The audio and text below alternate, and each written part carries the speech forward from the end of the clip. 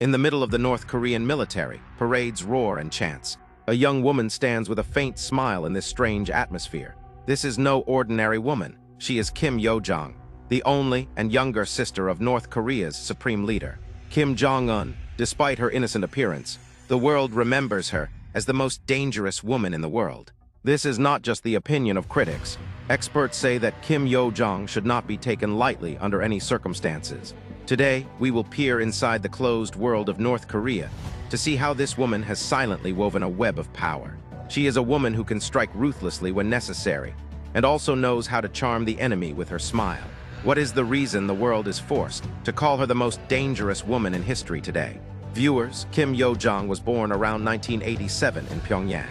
According to the U.S. Treasury, her birth date is September 26, 1989, while South Korean experts cite 1987. Perhaps no one can state the exact date with certainty. However, it is confirmed that she is the youngest daughter of the North Korean dictator Kim Jong-il and the biological sister of the current supreme leader. Kim Jong-un, her mother Ko Young-hui, gave birth to 3 children. Kim Jong-kul, who has no interest in politics, is a music lover and stays in his own world. Second is Kim Jong-un, the current face of North Korea, and third is Kim Yo-jong, the beloved sister of 2 brothers. She spent her childhood with her brothers in the secluded, luxurious world of a private compound in Pyongyang. But she was never brought before the world. She was brought before the world for the first time in 2011, when she was seen standing with her brother at their father's funeral. At first, no one knew her, but for those who understood, it was a sufficient sign that she had entered the inner circle of power. After that, Kim Yo-jong remained a trusted companion to her brother, as Kim Jong-un began ruthlessly removing every obstacle in his government's path.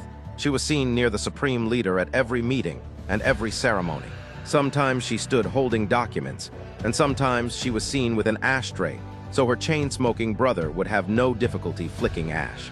The world saw her as an assistant, a sister merely helping her brother, but the reality was much more terrifying. To understand the real reason for this alliance, let's go back a few years. In the 90s, Kim Jong-il sent his children to Europe to receive a good education. Kim Yo-jong was sent to a school in the city of Bern, Switzerland in 1996, where she studied under a false name. After some time, Kim Jong-un joined her. Now both siblings were studying in the same school, and both were registered under fake names. Kim Jong-un's alias was Pak-un, while his sister Kim Yo-jong lived there under the name Pak Mi-hyung. In Switzerland, they were known as ordinary Korean children, but the reality was quite different. Both siblings lived in an ordinary apartment in the city. However, this apartment was monitored by North Korean officials at all times. Relatives also lived with them, along with a team of undercover bodyguards. Kim Jong-un's classmates shared that photos of basketball players were posted in the apartment, which was likely Kim Jong-un's hobby. Yet even then, Kim Yo-jong was kept under significant protection. For several years, they acted like ordinary Korean children, but in reality, an entire state machinery was working behind them. In 2000, Kim Yo-jong returned to North Korea. In 2007, she obtained a degree in computer science from Kim Il-sung University in Pyongyang and secured a junior position in the government's Workers' Party that same year. She was first seen at her father's funeral in 2011. Immediately after, in 2012, she was appointed as a tour manager in the National Defense Commission. This was no ordinary post. She was responsible for her brother's travel, where Kim Jong-un was to go, by which route, when and what would be taken along. All of this was managed by Kim Yo-jong when she was only 23 years old. She even planned Kim Jong-un's security. In 2014, North Korean media officially disclosed Kim Yo-jong's name for the first time when she was made vice director of the Workers' Party's propaganda and agitation department. While this is a media department or wing, its real work is to conduct propaganda and present a specific narrative about their leader to the public. Within a year, she quietly became the true mistress of this institution. Though someone else might have been a senior officer on paper, only Kim Yo-jong's word carried weight. She had attained the position of propaganda chief. In North Korea, where men usually rule, a woman reaching such a high position was nothing short of a miracle.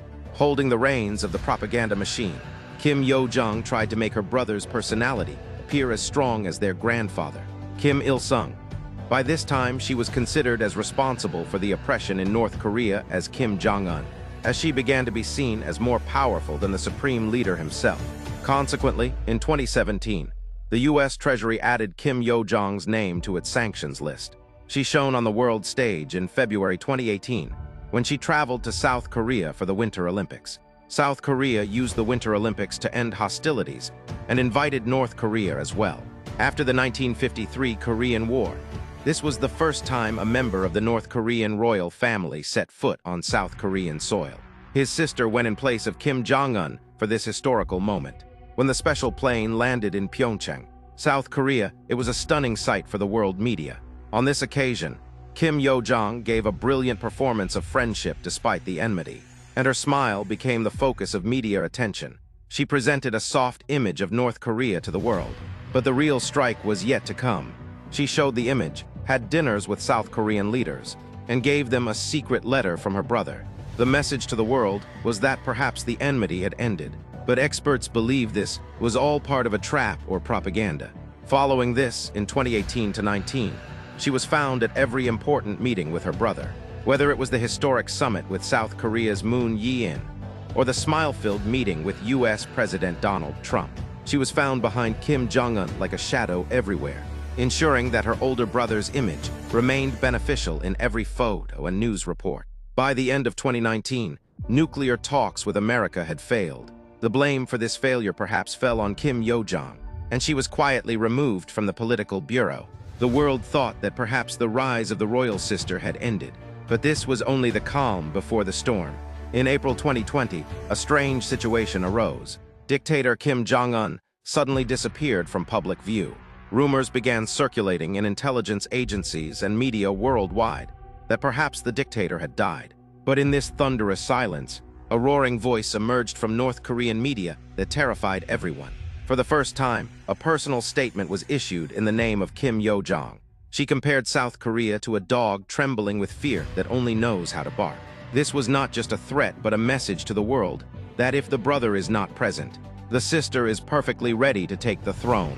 As a result, within a few weeks, not only did Kim Jong-un return, but Yo-jong was reinstated to the political bureau with more power than before. This one incident proved that she is not just an advisor, but the true Iron Lady of this regime. In North Korea, the path to power passes over the bodies of one's own, and Kim Yo-jong is a master player of this bloody game.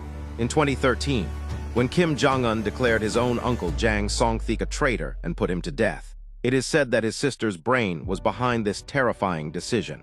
Jang's crime was also surprising, only that he had not clapped from his heart for the supreme leader at an event. Similarly, in 2017, Kim Jong-un's half-brother Kim Jong-nam was killed with poison at a Malaysian airport, and the world believes the Kim regime's hand was directly behind this murder. According to recent reports, some high-ranking government officials in North Korea were given the death penalty just because they were a little late in showing respect in front of Yo-jong. In June 2020, on Kim Yo-jong's orders, North Korea blew up the building of the South-North Liaison Office to teach South Korea a harsh lesson. This building was serving as the last hope for friendship between the two countries. Kim Yo-jong does not just make decisions. The words coming from her tongue are no less than a weapon. Her tone is extremely foul for those defectors who have fled North Korea. She addresses them as scum and filthy insects, and she openly threatens that they will have to pay a terrible price for this betrayal. But her anger is not limited to her own people. In 2023, she addressed Joe Biden, the president of the world's greatest power, America, as an old man with no future. Not only this, she even went as far as calling the South Korean president America's hungry dog. These words show that Kim Yo-jong's style is in no way less than that of any male dictator. And when she gets angry, she speaks much more than Kim Jong-un. Today, Kim Yo-jong is considered the de facto #2 leader of North Korea. She is a member of the country's highest decision-making commission and runs the government alongside her brother. Officially, she is the propaganda chief, but she has a deep involvement in every policy and decision. Recently, she has issued at least 40 formal statements on behalf of Kim Jong-un, which previously only the supreme leader used to give. This indicates that she has now become the mouthpiece of the country herself. Many experts describe her as North Korea's female co-dictator. The world has never seen a female leader giving nuclear war threats to other countries before. Looking at all these circumstances, experts believe that if anything happens to Kim Jong-un, The powers will first come to Kim Yo-jong.